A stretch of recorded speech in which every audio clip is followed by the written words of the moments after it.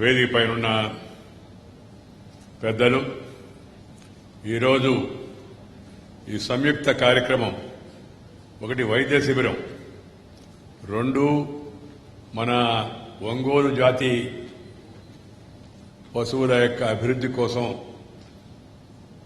విశేషమైన కృషి చేస్తూ ఉన్నా ఇవాళ దాని పుట్టు పూర్వోత్తరాలు ఆ చరిత్రనంతా బయట తీసుకొచ్చి ఒక 1200 పేజీలతో కంపీడియం ఒంగోలు జాతి పశువుల మీద రూపొందించిన యొక్క శ్రీ నరేంద్రనాథ్ గారికి చిరు సత్కారం. అదేవిధంగా మన తెలుగువాడు రైతు బిడ్డ, రైతుల కోసం రైతు నేస్తం, పశు నేస్తం, ప్రకృతి నేస్తం అని నిజమైన నేస్తంగా అందరికీ గ్రామీణ ప్రజలకు పనిచేస్తున్న, తన స్థాయిలో పనిచేస్తున్న శ్రీ వెంకటేశ్వరరావుని కేంద్ర ప్రభుత్వం గుర్తించి పద్మశ్రీ అవార్డుతో సత్కరించడం, వారికి కూడా చిరు సత్కారం. దాంతోపాటు ఈ పాప మరి అంగవైకల్యాన్ని కూడా లెక్క చేయకుండా జయించి తను కష్టపడి మరి తల్లిదండ్రుల యొక్క ప్రోత్సాహంతో మరి మొన్నటి పరీక్షలో ఉన్నతమైన మార్కులు సాధించినందుకు ఆ అమ్మాయిని కూడా అభినందిస్తే బాగుంటుందనే ఉద్దేశంతో ఆ అమ్మాయిని కూడా ఇక్కడికి పిలిచాం. తల్లిదండ్రులు పేదవాళ్లైనా వాళ్ళు మామూలుగా ఈ నాయి వృత్తి చేసుకుంటున్నప్పటికీ కూడా ఆ అమ్మాయి అభిరుచిని దృష్టిలో పెట్టుకుని కష్టపడి స్కూలుకి తీసుకెళ్లి చదివించినందుకు ముందుగా వాళ్ళ తల్లిదండ్రులిద్దరిని నేను హృదయపూర్వకంగా అభినందిస్తూ ఉన్నాను. దానితో పాటు ప్రభుత్వం ఉంది, ప్రభుత్వాలు చేయాల్సిన పని ప్రభుత్వాలు చేస్తాయి, కుటుంబం చేయాల్సిన పని కుటుంబాలు చేస్తాయి. నేను ఆ అమ్మాయి ఫోటో ఆ వార్త ఈనాడులో రాగానే నేను కొద్దిగా దేశంలో ఉన్న వార్తలను చదువుతూ ఉంటాను. దాంతోపాటు ఆంధ్రప్రదేశ్, తెలంగాణ ఈ ప్రాంతాల్లో వచ్చిన వార్తల గురించి అది ఏ పత్రిక అయినా సరే, ఈనాడు కానీ, జ్యోతి కానీ, సాక్షి కానీ, ప్రభ కానీ, భూమి కానీ, వార్త కానీ, ఏ పత్రికలో వార్త వచ్చినా దాన్ని వెంటనే కొద్దిగా పరిశీలిస్తాను. పరిశీలించి దానిపైన ఏదైనా ప్రతిక్రియ వ్యక్తపరచాలా లేదా ఎవరికన్నా దాన్ని పంపించాలా సంబంధిత అధికారులకు, ఏమి చేస్తే బాగుంటుందని ఆలోచిస్తూ ఉంటాను. మంత్రిగా ఉన్నప్పుడు ఎక్కువగా చేసామండి. ఇప్పుడు నేను ఉపరాష్ట్రపతి అయిన తర్వాత అంత ఎక్కువగా ప్రభుత్వ దైనందిన పరిపాలన వ్యవహారాల్లో జోక్యం చేసుకునే అవకాశం లేదు. అయినప్పటికీ కూడా ఈ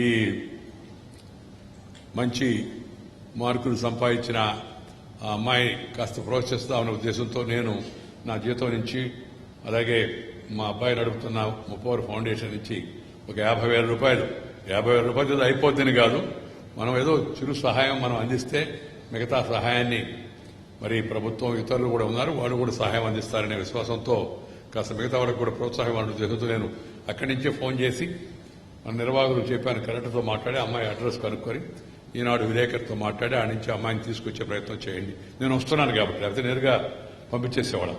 సో రావడం వలన, కలవడం వలన కొంత మంచి పని అయింది. ఆ పాప చెప్తూ ఉంది, ఆ అమ్మాయికి IIITలో చదవాలని చెప్పని కోరికగా ఉంది, నూజివీడని. నిజంగా అంతా అంటే వాడు ఊర్లోనే ఉంది కాబట్టి IIIT మధ్యనే వెళ్ళొచ్చాను నేను. ఆ IIIT విద్యార్థులు యోగా విన్యాసం చేస్తూ ఉంటే వాళ్ళందరినీ చూసి అబ్బురపడి రాష్ట్రపతి ముందు, అలాగే నేరుగా ఢిల్లీ పిలిపించి పార్లమెంటు, లోక్సభ, రాజ్యసభ చూపించి మా ఇంటి దగ్గర మాజీ ప్రధానమంత్రి మన్మోహన్ సింగ్ గారు, మాజీ ఉపరాష్ట్రపతి, ఇంకా అనేక మంది ప్రముఖులు, ఎంపీలు, వాళ్ళందరి సమక్షంలో నూజివీడు విద్యార్థుల చేత యోగా విన్యాసం చేయించడం జరిగింది. ఎక్కడ ప్రతిభ ఉంటే దాన్ని ప్రోత్సహించాలా అనేది నా యొక్క అభిప్రాయం. దాన్ని దృష్టిలో పెట్టుకుని వాళ్ళని తీసుకెళ్ళి పాప చేయని కోరిక నేను పరిశీలిస్తాను. మార్కులు, మిగతా అర్హతలు ఎలా ఉన్నాయో చూసి తప్పనిసరిగా సహకారం, ఇదే కాదమ్మా ఇంకా కూడా కొంత సహాయం రాబోయే రోజుల్లో తప్పనిసరిగా నేను అందిస్తానని చెప్పి సందర్భంగా మనం చేస్తున్నాం.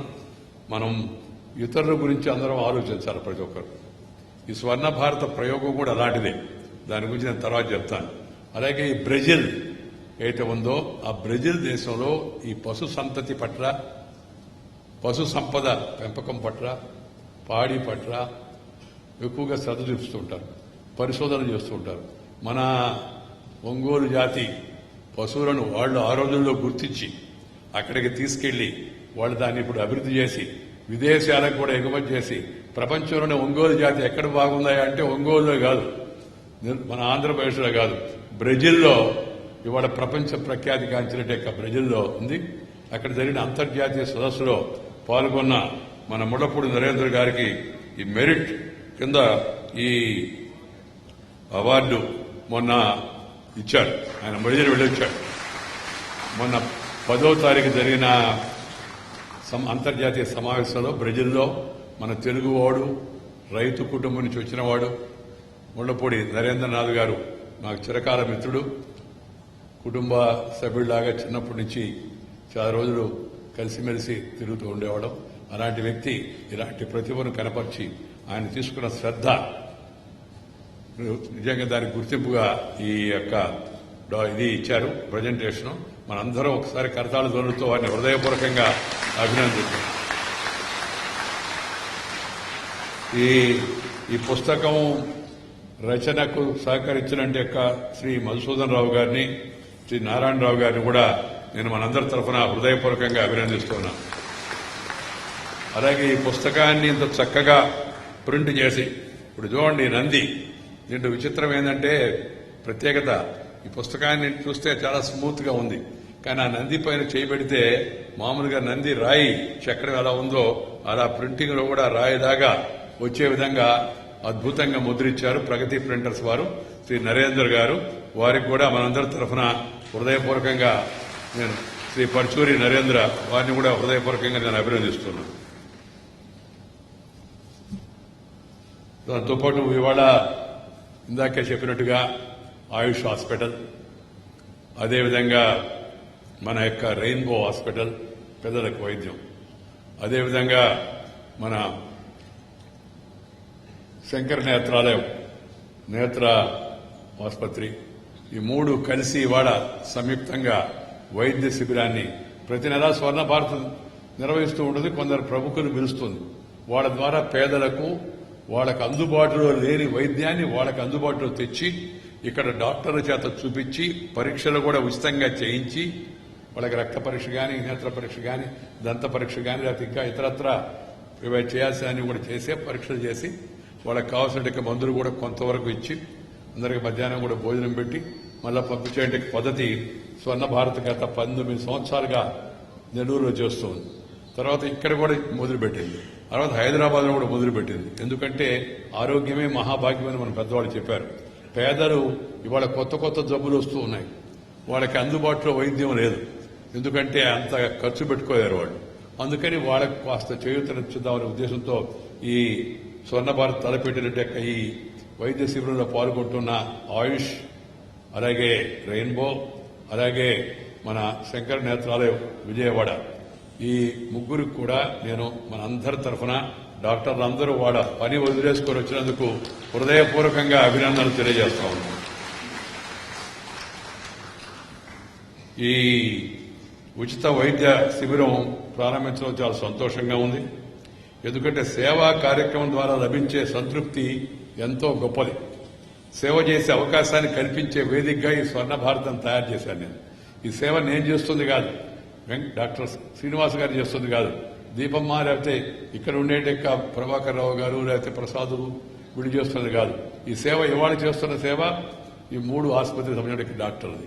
కానీ వాళ్ళకు ఒక వేదిక కావాలా, ఒక ప్లాట్ఫామ్ కావాలా. ఆ వేదికగా స్వర్ణ భారత్ ఈ అవకాశాన్ని కల్పిస్తూ ఉంది. చాలా సంతోషం. ఇప్పటి నుంచి సుమారు 250కి పైగా మొదటి నుంచి ఉచిత వైద్య శిబిరాలను 3 ప్రాంతాల్లో కూడా నిర్వహించడం జరిగింది. మరి ఈ గుండె జబ్బులు, కీళ్ల ఎముకలు, నరాలు, మెదడు, సాధారణ జబ్బులు, చిన్నపిల్లల సాధారణ ఆరోగ్య సమస్యలు, స్త్రీ ప్రసూతి ఇతర సమస్యలు, కళ్లకు పళ్లకు సంబంధించిన పరీక్షలు ఇవన్నీ కూడా ఉచితంగా అందించడం జరుగుతుంది. అలాగే BP, sugar, ECG, 2D echo, oximeter, optometry కళ్ళు పరీక్షకి, దంత పరీక్షలు ఇవన్నీ కూడా ఉచితంగా ఏర్పాటు చేస్తారు. సమాజంలో ఎవరికి ఆసుపత్రి అవసరం రాకూడదు అనుకునే వ్యక్తిని నేను. కానీ వచ్చిన వాడికి మరి వైద్య పరీక్షలు చేయించుకునే అవకాశం లేదు కాబట్టి వాళ్ళకి అవకాశం కల్పించడం, అలాగే ఈ వ్యాధులు రాకుండా సరైన అవగాహన కల్పించడం కూడా స్వర్ణ భారత్ మంచి డాక్టర్లను పిలుచుకొచ్చి వాళ్ళ ద్వారా కొంత అందరికీ ఇబ్బంది ఉండే వాళ్ళందరూ కూడా కొంత తెలియజెప్పే ప్రయత్నం చేస్తుంది. ఆర్థిక శక్తితో పాటు ఆరోగ్య శక్తి కూడా చాలా ముఖ్యం. కేవలం ఆర్థిక శక్తి బాగుందనుకోండి, నీకు ఆరోగ్య శక్తి లేకపోతే బందరు లడ్డు తినలేవు నువ్వు, లేకపోతే మ్యాజిక్ స్వీట్స్ తినలేవు, ఇంకా ఏదైనా తినలేవు. మామూలుగా మనం కావాలనుకున్న ఏ భోజనం తినలేం. విజయవాడలో భోజనం చాలా బాగుంటుంది, కృష్ణా జిల్లాలో కూడా ప్రతి ఇంట్లో. కానీ మనం డబ్బు ఉంది కానీ ఆరోగ్యం బాగాలేదు. అందుకని ఆరోగ్యమే మహాభాగ్యం అని పెద్దవాళ్ళు చెప్పారు. కాబట్టి అందరూ ఆరోగ్యంపై దృష్టి పెట్టుకోవాలా. ప్రతి ఒక్కరూ కొద్ది శారీరక శ్రమ చేయాలి. శరీరానికి కాస్త పని కనిపించాలి. శరీరాన్ని అదుపులో ఉంచుకోవాలా. ఆ తర్వాత మనసును కూడా అదుపులో ఉంచుకోవాలి. దానికోసం యోగా లాంటి శారీరక వ్యాయామం చేయడం చాలా అవసరం. అది అందరూ గుర్తించాలని చెప్పి నేను కోరుతా ఉన్నాను. రెండవది, మన ఆహారపు అలవాట్లో కూడా మార్పులు వస్తూ ఉన్నాయి. దానివల్ల ఈ నాన్ కమ్యూనికబుల్ డిసీజ్ ఎక్కువగా పెరగడానికి కారణం మన యొక్క life style changes, food habits అని చెప్తున్నారు. అందుకని నేను దేశవ్యాప్తంగా ఎక్కడికి వెళ్ళినా ఈ రెండు విషయాలపైన దేశ ప్రజలకు అవగాహన కల్పించే ప్రయత్నం చేస్తున్నాను. అయితే వైస్ ప్రెసిడెంట్ నా పని కాదు, నేను డాక్టర్ కాదు. కానీ అయినప్పటికీ కూడా ఇది చాలా అవసరం. ఎందుకంటే ఆరోగ్యమే లేకపోతే దేశం ముందుకెళ్ళదు. If you are healthy you can become wealthy, but if you are wealthy there is no guarantee that you will become healthy.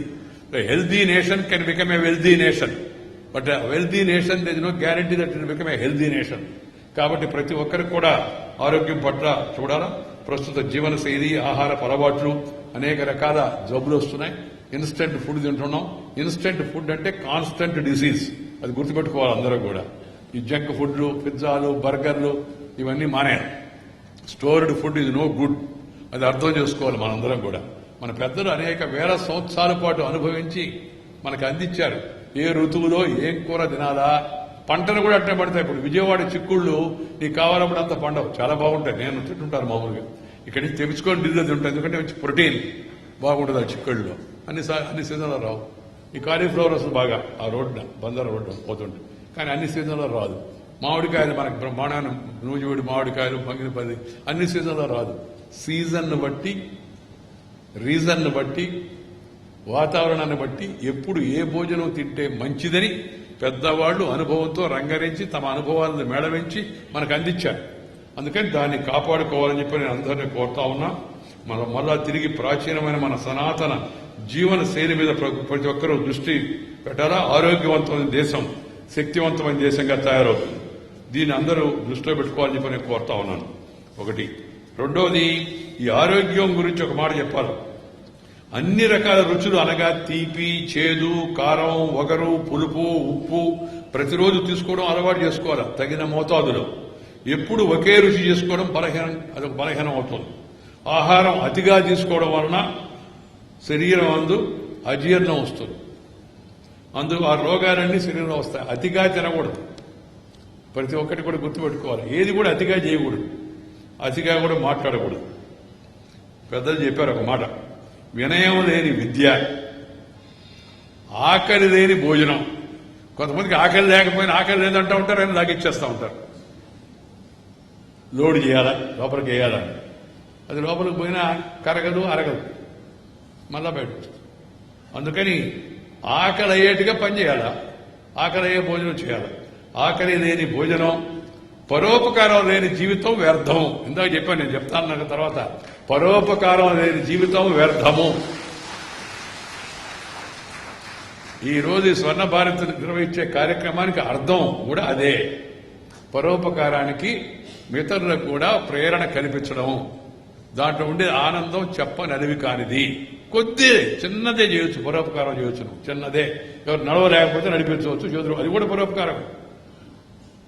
ఇంకా ప్రతి ఒక్కరు కూడా మనం సంపాదించిన సంపాదనలో కొంత భాగం సమాజం కోసం, ఇతరుల కోసం, కష్టాల్లో, నష్టాల్లో, బాధల్లో, ఇబ్బందుల వాళ్ళ కోసం ఖర్చు పెట్టడం అలవాటు చేసుకోవాలి.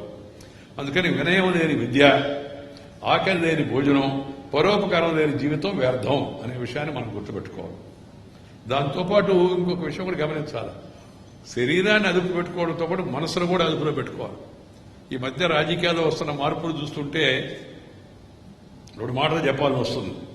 కోపంతో మాట్లాడితే గుణాన్ని కోల్పోతారు, బుద్ధిని. బాగా కోపంగా ఉంటే నువ్వు కోపంలో ఏం మాట్లాడో నీకే తెలవదు. రెండవది అధికంగా మాట్లాడితే కొంతమంది ఊరికి పడతా ఉంటారు. మన ఊరు భాషలో చెప్తుంటారు, ఎక్కువ వాగుతుంటాడు వీడని. ప్రశాంతతను కోల్పోతారు. నీకు ఇప్పుడు వాడికి కాదు టెన్షన్, నీకు టెన్షను అటెన్షన్ ఉండదు. అనవసరంగా మాట్లాడితే అర్థం కోల్పోతారు. ఈ మధ్య చూస్తున్నారు కొంత మరే అనవసరంగా మాడుతున్నారు. వాళ్ళకి సంబంధం లేదు, వాడికి తెరవదు, వాడి స్థాయి కాదు, పంచాయతీ స్థాయి కూడా కాదు, ప్రధానమంత్రి గురించి మాడతారు. మున్సిపాలిటీ స్థాయి కూడా కాదు, ముఖ్యమంత్రి గురించి మాడతారు. ఏం విషయం తెరవదు. ప్రతిపక్ష నాయకుడు మాట్లాడు, ఏం పెరుగు మాడకూడదనే. నీకు నీ స్థాయిలో నువ్వు చేయాల్సిన పని నువ్వు చేయాలి. అనవసరంగా మాట్లాడితే అర్థం కోల్పోతారు ఎప్పుడప్పుడు సందర్భంలో. అహంకారంతో మాట్లాడితే ప్రేమను కోల్పోతారు.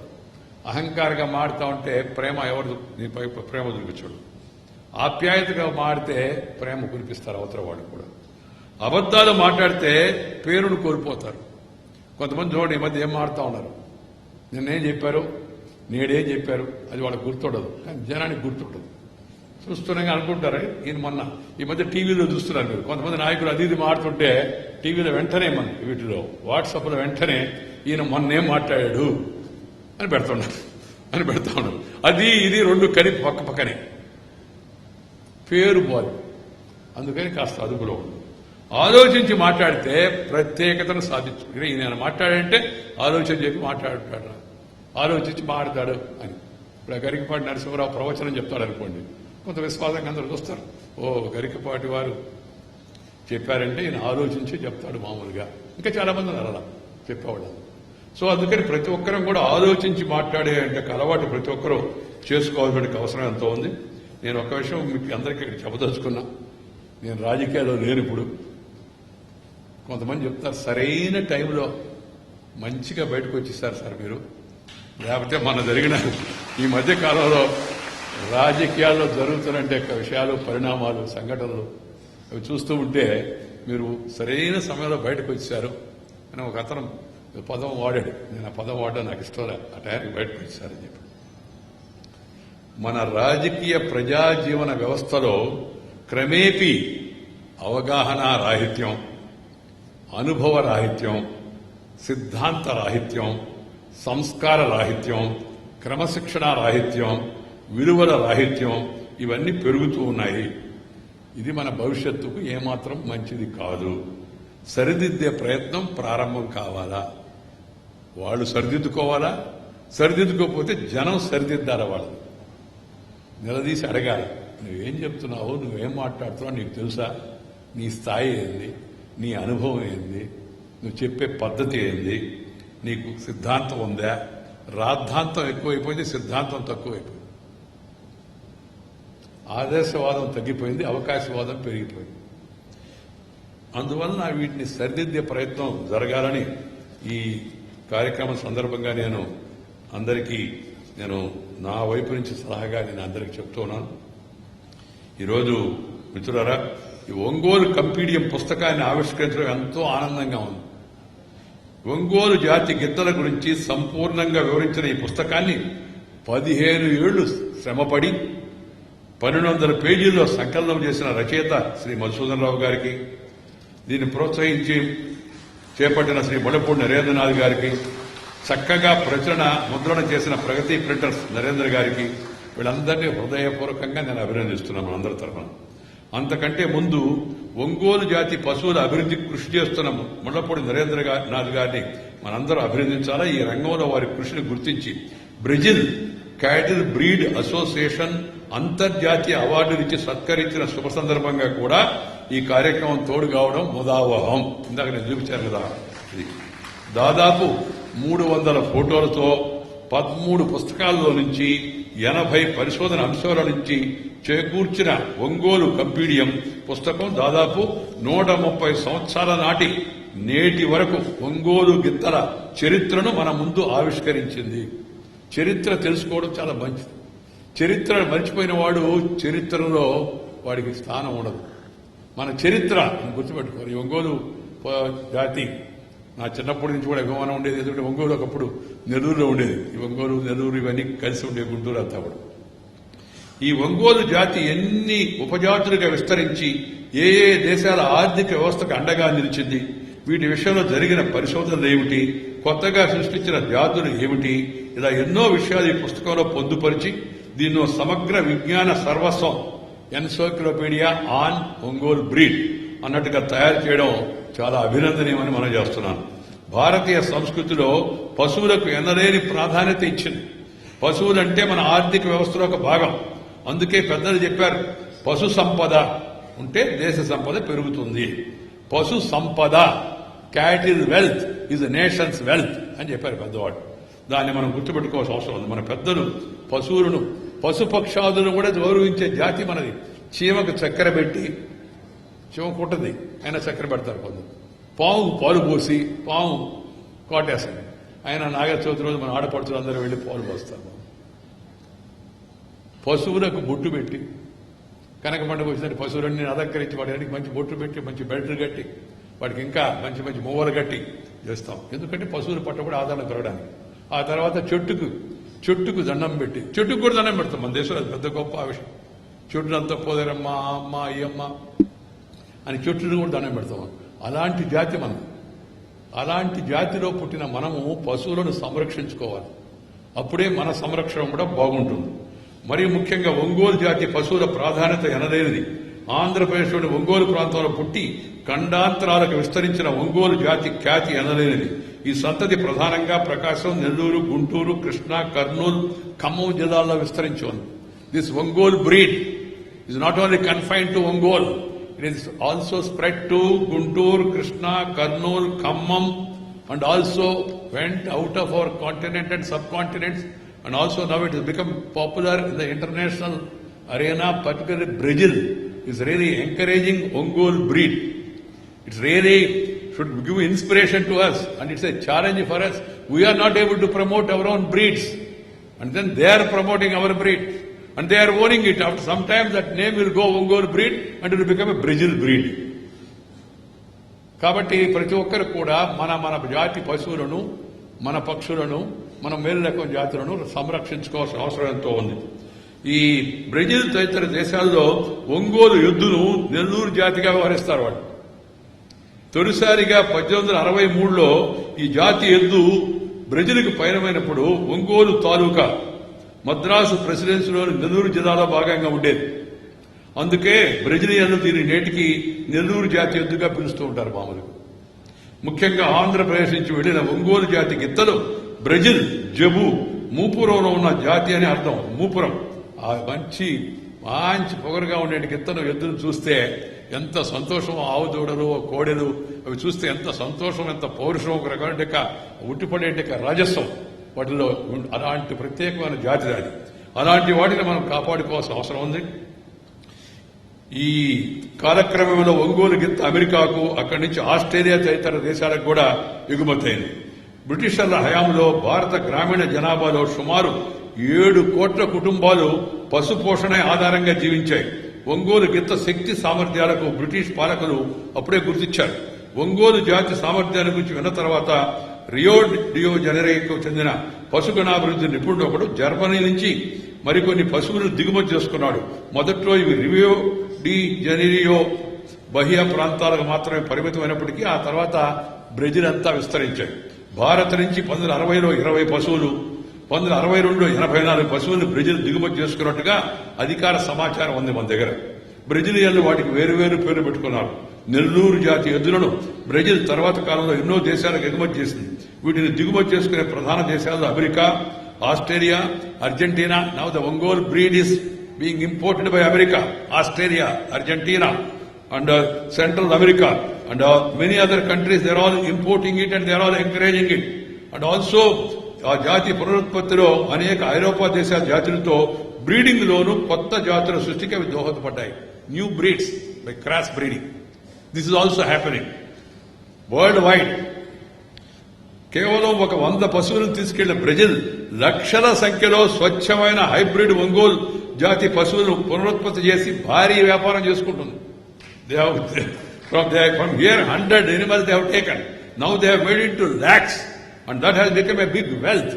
And that hybrid Ongole breed is now they are reproducing it and they are doing huge business in Brazil. But unfortunately in India, we are not focusing enough attention on our own breed. అది మనకు జబ్బు. ఎందుకంటే మనం కలనియల్ రూల్లో ఉండాం కదా వలస పాలకులు. అందుకని మన మైండ్ కూడా మధ్య మధ్యలో వలసపోతా ఉంటుంది. మన తన అనే ఆలోచన మనకు తక్కువ.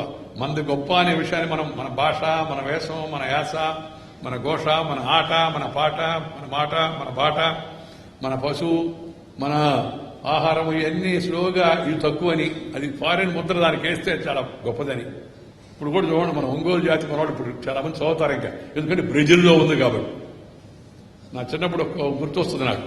నేను కాలేజీలో ఉన్నప్పుడు ఒక ఆయన రామాయణాన్ని గురించి మాట్లాడితే మేము అందరం అయిపోయిన తర్వాత వాడు బాగా చెప్పాడు అనుకో. నా పక్కన ఆయన ఏముంది ఆ రామాయణంలో చెప్పడానికే, ఏముంది మామూలుగా అన్నాడు. మరేవాడు అన్నాడు ఏముందని. అయిపోయింది. సెలవులు ఊరికి వెళ్ళిపోయాం. సెలవులు ఊరికి వెళ్ళిన తర్వాత వాడేమో నెల్లూరులో ఉన్నాడు, నేనేమో ఊరికి వెళ్ళాను. ఊరికి వెళ్ళి సెలవులు అయిన తర్వాత మళ్ళీ వచ్చాను. వచ్చిన తర్వాత మళ్ళీ మాట్లాడుతూ ఉంటే ఒకరోజు నాయుడు వా నిజంగా రామాయణ ఇస్ వెరీ గ్రేట్ అయ్యా అన్నాడు. ఏమన్నా రాముడు ఏమన్నా కళ్ళ కనపడా, లేకపోతే హనుమంతుడు ఏమన్నా వచ్చి నీకు చెప్పాడా అన్నా. లేదు నువ్వు లేవు. ఈ మధ్య ఒక ఆయన అమెరికా నుంచి వచ్చి మన లెక్చర్ ఇచ్చాడు, ఇక్కడ మన గ్రౌండ్ లో లెక్చర్ ఇచ్చాడు, రామాయణాన్ని గురించి చెప్పాడు, ఎంత అద్భుతంగా చెప్పాడు, రియలీ రామాయణ ఇస్ గ్రేట్ అని. అంటే వాడికి అమెరికా వాడు వచ్చి చెప్తే కానీ వాడికి ఎక్కద మైండ్. అది మన స్థితి. అందుకని మనందరం కూడా ప్రతి ఒక్కరూ కూడా ఆత్మవిశ్వాసంతో మన పురాణతరమైన మన చరిత్రను తెలుసుకొని మన సంస్కృతిని మనం కాపాడుకోవాల్సిన అవసరం ఎంతో ఉంది. రాజసం ఉట్టిపడే ఎద్దు, ఈ ఒంగోలు జాతి ఎద్దు రాజసం ఉట్టిపడుతూ ఉంటుంది. దాన్ని మనం we have really neglected such a breed. The time has come now again we have to go back. I'm very happy that one of our Telugu persons, Narendra Nath, is taking interest from the beginning, and now he has come out with this compendium to give all the details to us. I would like the media, I would like the people, farmers who are interested to study this book and do further study and research, and then encourage our own breed which has been exported and now it has become popular around the globe. ఈ పాలిచ్చే మందలు ఎక్కువగా ఉండే అందరికి పళ్ళకు ఉపయోగపడే పశువుల మందలు మిగిలాయి. ఇప్పుడు అవి కూడా తగ్గిపోయినాయి, ఎందుకంటే ఇప్పుడు ట్రాక్టర్లు అంతా వచ్చాయి. కాబట్టి ప్రతి ఒక్కరూ మళ్ళా కూడా ఈ పశు సంపదను పెంచుకోవాల్సి ఉంది.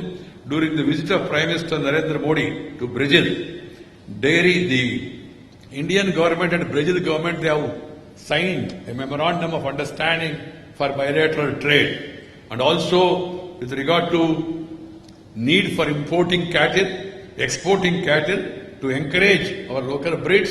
The Prime Minister Modi has stressed that 18th and 19th century Gir that జాతి పశువులు భారతదేశం నుంచి ఎగుమతి కావడానికి ఆయన ప్రస్తావించాడు. గిరి ఆవులు ఉన్నాయి, గిర్ ఆవులు అని గుజరాత్ లో ఎక్కువ ఉంటాయి. మన తిరుపతి దేవస్థానాలు కూడా మధ్య తెప్పించుకున్నారు. ఒక్కొక్క ఆవు 20 లీటర్లు 25 లీటర్లు అట్లా పాలిస్తుంది మామూలుగా మిగతా వాటికన్నా. ఇందాక నరేంద్రనాథ్ గారు చెబుతున్నారు, నాకు కూడా పెద్దగా ఆ విషయం తెలవదు. ఏమనంటే ఈ ఒంగోలు జాతి ఆవులు ఇప్పటికి కూడా 25 లీటర్లు పాలిస్తుందని ఒక ఆవు. మన ఒంగోలు జాతి 25 లీటర్లు ఇచ్చి పాలు ఇచ్చి ఆవులు వదిలిపెట్టుకొని మనం పాలు ఇప్పుడు అంతా కొనుక్కుంటున్నాం. దాంట్లో కాస్త పౌడర్ కలిపిన పాలు, అందుకే తాగినా మనకేమి శక్తి రావడాలి. సో మంచిగా ఒరిజినల్గా ఉండే అలాంటి వాటిని మనం ఉపయోగించుకోవాల్సి ఉంది. వ్యవసాయం, పశుగుణాభివృద్ధి అనుబంధ కార్యక్రమాల్లో పరస్పర సహకారం కోసం బ్రెజిల్ మరియు భారతదేశం వ్యవసాయ మంత్రిత్వ శాఖలు అవగాహన చేసుకుని సంతకాలు చేసుకున్నాయి. So such a great history background is there for the Ongole breed.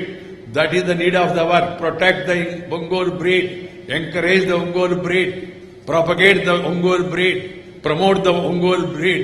That is my call to all people. Ongole జాతి గిత్తలను సంరక్షించండి, ప్రోత్సహించండి, వాటినన్నిటి కూడా ప్రాపకం చేపట్టండి. ఈ ఎన్నో పోషక విలువలు కలిగిన ఈ ఆవు పాల వాడకాన్ని మరింతగా పెంచుకోవాల్సిన అవసరం ఉంది. రాయలసీమలో మరియు అలాగే కృష్ణా గోదావరి డెల్టాలో తక్కువగా ఉన్న ఆవు పాల వాడకం రాబోయే రోజుల్లో మరింతగా విస్తరించడం ఈ జాతి భవితరీత్యా ఎంతో అవసరం.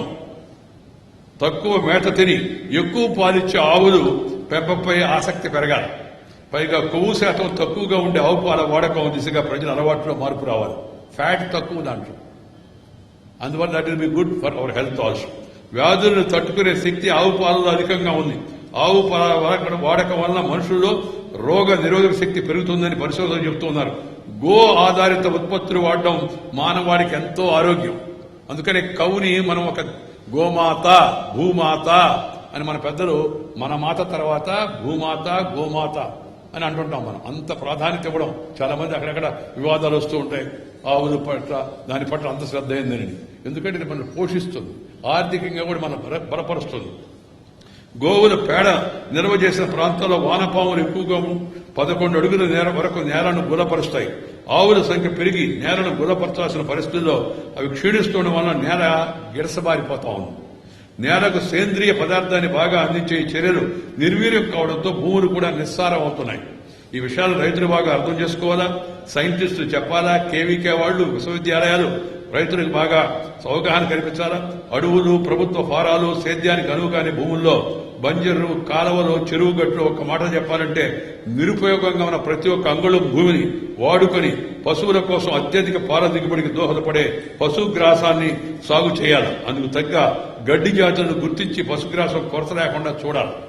మనం కూడా స్వర్ణ భారత్లో మా అమ్మాయి చెప్పి ఒక ఆవుని, దూడని ఇక్కడ పెంచుతూ ఉంది. ఎందుకంటే ఆవు ఉంటే శుభం అని చెప్పని మన పెద్దలు కూడా విశ్వసిస్తారు.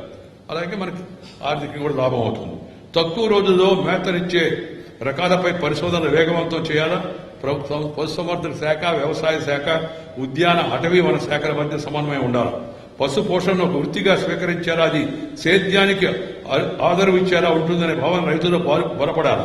తెలుగు రాష్ట్రాల్లో చెల్లా చెదరైన ఒంగోలు జాతి ఆనవాళ్లను గుర్తించి వాటి మనుగడకు అభివృద్ధికి కృషి జరగాలి. పశు సంపద అభివృద్ధి కోసం దేశంలో 2 బ్రీడింగ్ సెంటర్లు ఏర్పాటు చేయాలని కేంద్ర ప్రభుత్వం ఎప్పుడూ నిర్ణయం చేసింది. అందులో ఒకటి ఉత్తర భారతదేశంలో నెలకొల్పితే, రెండవది నెల్లూరు దగ్గరలోని చింతలదేవి ఖాళీగా ఉందని తెలిసి నేను కేంద్రంలో మంత్రిగా ఉన్నప్పుడు ఆ 2వ పరిశోధన కేంద్రాన్ని మన ఆంధ్రప్రదేశ్లో చింతలదేవిలో మంజూరు చేయించడం జరిగింది. దాన్ని నేనే వెళ్లి ప్రారంభించాను. కానీ విస్తారం చాలా ఎక్కువ ఉంది, పని తక్కువగా ఉంది. పనిని పెంచాల్సి ఉంది. ప్రభుత్వం దానిపైన శ్రద్ధ తీసుకుని ఆ కేంద్రాన్ని మరింతగా అభివృద్ధి చేయాల్సిన అవసరం ఉందని చెప్పి నేను మనవి చేస్తున్నాను. నెల్లూరు జిల్లా కావల దగ్గర ఉంది ఆ చింతలదేవిని. నేను ఇంతకుముందు ఎమ్మెల్యేగా ఉన్న ఉదయగిరి నియోజకవర్గంలో ఉంది. ఇలాంటి అవకాశాలు రైతులు బాగా ఉపయోగించుకోవాలా. దాని పేరు కూడా కామధేను బ్రీడింగ్ సెంటర్ అని పెట్టాం. ఇది ప్రతి రైతుకు దాని యొక్క ఉపయోగాలు అందాలనే నా ఉద్దేశం. ప్రాంతాల వారీగా ఉత్తమ జాతి లక్షణాలున్న వాటిని గుర్తించి వ్యాధులను తట్టుకునే ఉత్తమ పాలసార గల జాతుల పరిరక్షణ, కొత్త జాతుల అభివృద్ధికి విశేష కృషి జరపాలి. కరువు వల్ల పంట నష్టపోయిన రైతులను పాడి ఆదుకుంటుంది. ఈ మధ్య ఒక పరిశోధన వచ్చింది. ఎక్కువ మంది ఆత్మహత్య చేసుకున్నారు కొన్ని రాష్ట్రాల్లో. అక్కడ స్టడీ చేస్తే no farmer who has a dairy or a backyard dairy, backyard not big dairy, poultry, ఈ 2 ఉన్న ఏ ఒక్కడు ఆత్మహత్య చేసుకోవాలి. కేవలం పత్తి మీద ఆధారపడో, ఇంకో వరి మీద ఆధారపడో, ఇంకో పంట మీద ఆధారపడో, చెరుకు మీద ఆధారపడో వాడు చేసుకున్నారు. కానీ వెనక్క కానీ ఒక ఆవు ఉన్నా, ఒక గేదె ఉన్నా, లేకపోతే వాడికి చిన్న కోళ్ల పరిశ్రమ ఇంట్లో ఉన్నా వాడెవడో ఆత్మహత్య చేసుకోవాలి. అంటే అర్థమైంది, అదనపు సహాయాన్ని నీకు చేదోడు వాదోడుగా ఇంచేది మనకి పశు సంపద అని గుర్తుపెట్టుకోవాలి. అందుకని పాడి పంట, పాడి పంట ఈ 2 కళ్ళు దాటివి. పాడి పంటలు అంటారు పెద్దవాళ్ళు మాటలు. పాడి పంటలు సినిమా కూడా వచ్చింది ఆ మధ్య, పాడి పంటలు. కొన్ని విషయాలు మనకు సినిమా ద్వారా చెప్తే గానీ కొంతమందికి ఎక్కువ. అందుకని నేను మొన్న ఒక సినిమా వస్తే, ఆ సినిమా అబ్బాయి మహేష్ బాబు అతను నటించిన సినిమా మహర్షి సినిమా చూసి, ఆ సినిమా చక్కగా వ్యవసాయం పైన అందరికి ఆసక్తి కలిగించే విధంగా ఉందని దానిపైన నేను ట్వీట్ చేస్తే విశేషమైన స్పందన వచ్చింది. ఎందుకంటే కొన్ని విషయాలు ఇందాక నేను చెప్తేనే కొందరు చెప్తే ఇంకా బాగా ఎక్కుతాయండి పని. అందువల్ల సినిమా ప్రభావం చాలా ఎక్కువ. దాన్ని ద్వారా కూడా వ్యవసాయాన్ని ప్రోత్సహించాల్సి ఉంది. వ్యవసాయం నిజంగా చాలా సవాళ్లు ఎదుర్కొంటుంది. ఆ వ్యవసాయాన్ని, ఆ సవాళ్లను ఎదుర్కోవడం కేవలం గవర్నమెంట్కి వదిలేయకుండా అందరం కలిసి వ్యవసాయాన్ని సంక్షోభంలో పడకుండా సంరక్షించుకొని లాభసాటిగా చేసుకుని ప్రధానమంత్రి గారు చెప్పినట్టుగా 2022 నాటికి 2 అంతలు ఆదాయం వచ్చే విధంగా వ్యవసాయాన్ని లాభసాటిగా చేసుకోవడం పైన దృష్టి పెడితే దాంట్లో ఒక ప్రధానమైన అంశం పశు సంరక్షణ. నేను మా చిన్నప్పుడు మా అమ్మమ్మ ఇంట్లో ఉంటే మాకు ఒక 200 గొర్రెలు ఉండేవి, ఒక 150 మేకలు ఉండేవి. అవన్నీ ఇంటి ముందు తిరుగుతుండే, మా మంచాల చుట్టూ అవి కూడా తిరుగుతుండే. కానీ మాకేం జబ్బులు రాలా, జబ్బులు పోయాయి. ఇప్పుడు వాటి లేకుండా ఉంటే కూడా జబ్బులు వస్తున్నాయి మామూలుగా. అలాగే దాదాపు 60 పైగా ఆవులు ఉండేవి, మామూలు ఆవులు. గేదెలుండేవి, 8 కాళ్ళ ఎద్దులుండేవి. ఇప్పుడు మా ఊరిలో మా ఇంట్లో ఈ నేను చెప్పినవి ఎక్కడా లేవు. కొద్ది రోజులు పోతే పిల్లలు ఎలా తయారవుతారంటే, నానా తాతయ్య ఆవు ఎలా ఉండును అంటే, అమ్మా దానికి 4 కాళ్ళు ఉండును, 2 కొమ్ములు ఉండును, అది ఎలా ఉండును అలా ఉండును అని చెప్పాల్సిన దౌర్భాగ్య పరిస్థితి మనం వెళుతూ ఉన్నాం. అందుకని పశు సంపదని దేశ సంపదగా గుర్తించి అందరం కూడా మనం ఈ యొక్క పశు సంపదను కాపాడుకోవాల్సి ఉంది. వ్యవసాయ ఆధారమైన భారతదేశంలో ఈ ఒంగోలు జాతి అభివృద్ధి ద్వారా వ్యవసాయ రైతుకి సాయం లభించడమే కాదు, పాడి ద్వారా అన్నదాతలకు వెన్నుదన్ను లభించే అవకాశం ఉంది. ప్రపంచంలో కల్లా హైయెస్ట్ మిల్క్ ప్రొడక్షన్ ఇండియా. దాన్ని మరింత పెంచుకోవాలి. మహిళలు ఈ విషయంలో మరింత శ్రద్ధ వహించాలి. దానివల్ల మహిళలకు కొంత ఆదాయం వస్తుంది. ఇప్పుడు బ్యాంకు ఖాతా కూడా సపరేట్ గా తెరిచి మహిళలు వాళ్ళ డబ్బులు దాంట్లో వేసుకునే అవకాశం కూడా వచ్చింది. ఎందుకు పెట్టారయ్యా ఈ బ్యాంక్ ఖాతా సపరేట్ గా ఆడవాళ్ళకి మగవాళ్ళ మధ్య అంటే, మగవాళ్ళ దగ్గర డబ్బులు ఉంటే కొద్దిగా హుషారు, అది చేద్దాం ఇది చేద్దాం అనిపిస్తుంది. సాయంత్రం అయితే కొంతమంది కొత్త ఐడియాలు వస్తుంటాయి. మామూలు ఆడవాళ్ళు అంత సులభంగా సాయంత్రం కార్యక్రమానికి డబ్బులు ఇవ్వరు.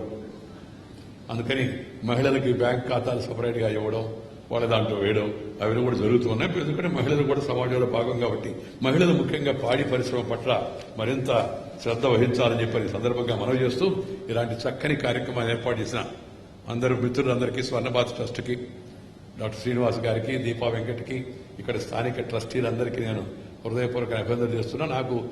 నేను చాలా దేశవ్యాప్తంగా పర్యటిస్తూ ఉంటాను. అనేక సవాళ్లు ఉంటాయి, అవన్నీ ఎదుర్కోవడం, వాటన్నిటిలో పాల్గొనడం ఎంత సంతోషమో. ఈ మధ్య ఇందాక చూశారు కదా మీరు, ప్యారిస్కి వెళ్ళాను, 71 మంది అంతర్జాతీయ నాయకులను కలుసుకున్నాను. వియత్నాం వెళ్ళాను, ప్రపంచ బుద్ధిస్టు సమ్మేళనాన్ని ఉద్దేశించి ప్రసంగించాను. అక్కడిక్కడ ఇంకో దేశం వెళ్లి ఐక్యరాజ్య సమితి ఇచ్చినట్టు డాక్టరేట్ను స్వీకరించాను. అవి ఎంత సంతోషాన్ని కలిగిస్తాయో అంతకన్నా సంతోషాన్ని ఈ సేవా కార్యక్రమం అవుతుందో స్వర్ణ భారత్కు వస్తే అంతకన్నా సంతోషం లేదా అంతటి సంతోషం ఒక ఇంటర్నేషనల్ కాన్ఫరెన్స్ అయితే ఎలా ఉంటుందో అలాంటిది లోకల్ కాన్ఫరెన్స్ అయినప్పటికీ కూడా ఇన్స్పిరేషనల్ కాన్ఫరెన్స్ గా ఉంటుంది. అందుకే నేను తరచుగా అవకాశం దొరికినప్పుడంతా మన ప్రాంతానికి వస్తుంటాను. వ్యవసాయాన్ని ప్రోత్సహించే కార్యక్రమాలు ఎక్కువ పాల్గొంటాను. నిన్న కూడా గుంటూరులో ఆచార్య ఎన్జీ రంగా ఆ యూనివర్సిటీలో ఈ అపరాలు వాటి యొక్క సాగుని ప్రోత్సహించడం కోసం జొన్నలు, సజ్జలు, రాగులు, మిగతా ఇప్పుడంతా కొత్తగా వచ్చున్నాయి కదా అన్నీ కూడా, వాటిని బాగా ప్రోత్సహించాలి. అవే ఎక్కువ తినాలి. రాబోయే రోజుల్లో కాస్త బియ్యం తినడం తగ్గించాలి అందరూ. ఆ బియ్యం తిన్నా కూడా పాలిష్ ఉన్న అంతా తీసేసి, దాన్ని అంతా తీసేసి రాజయ్య గారి మెలుగు పంపించి వాళ్ళు బాగా వ్యాపారం చేసి సాల్వెంట్ ఎక్స్ట్రాక్షన్ అని చెప్పని వాళ్ళు వ్యాపారం చేసుకుంటారు. రాజయ్య గారు తెలుసు మన ట్రస్టీ. బియ్యంలో ఉండే సారం అంతా పోయిన తర్వాత బియ్యం తినేది ఏంది, దాంట్లో ఏముంటుంది మనకి. అందుకని కాస్త పాలిష్ తగ్గించాలి. పాలిష్ తగ్గించి మంచి పోషకాహారాలు ఉండేట్టుగా ఆ బియ్యం తినాల్సి వస్తే అంతవరకు మిగతా వాటిని రాగులు, సజ్జలు, జొన్నలు, అరిగెలు, ఇంకా అనేక రకాలైన ఇప్పుడు జరుగుతున్నాయి కదా, వాటి తింటే మన ఆరోగ్యం కూడా బాగుపడుతుంది. అందుకని నిన్న ఇంటర్నేషనల్ సెమినార్, 3 రోజుల seminar, national level seminar, scientist 100 మందికి పైకి వచ్చినారు. దాంట్లో కూడా పాల్గొనడం జరిగింది. ఈరోజు ఇక్కడ మనం ఈ కార్యక్రమం చూసుకున్న తర్వాత నేను చెన్నై వెళ్తున్నాను. ఇవాళ రేపు చెన్నైలో ఉండి ఎల్లుండి అసలు ఫలితాలు వస్తాయి కదా, అందుకే అసలు ఫలితాలు ఇప్పుడు వచ్చిన ఫలితాలు అందరూ పగలే వెనెల జగమే ఊయల అన్నట్టుగా ఎవరికి వాడు కళలో విహరిస్తున్నాడు. వాళ్ళకు అనుకూలంగా వచ్చిన సర్వేలను చూసుకొని కొంతమంది ఎవరు బాధపడద్దు, ఎవరు తొందరపడి సంతోషపడద్దు, మామూలుగా ఉండండి. ఇంకా 2 రోజులు సమయం ఉంది. అసలు సంగతి ఆ రోజు బయటకు వస్తుంది. అప్పుడు ఏం చేయాలో అది చేయొచ్చు. అప్పుడు కూడా కంగారు పడాల్సిన అవసరం లేదు. ప్రజాస్వామ్య జీవనంలో పరిస్థితి మెరుగుపడాలంటే ఇందాక నేను చెప్పానే, అలాంటి లక్షణాలు ఉన్న వ్యక్తులను మనం ప్రోత్సహించుకుంటే దేశం బాగుపడుతుంది, రాష్ట్రం బాగుపడుతుంది, తద్వారా మన జీవితం కూడా బాగుపడుతుంది. మీ అందరికీ మనవి చేస్తూ మీ దగ్గర సెలవు తీసుకుని నమస్కారం. జై హింద్.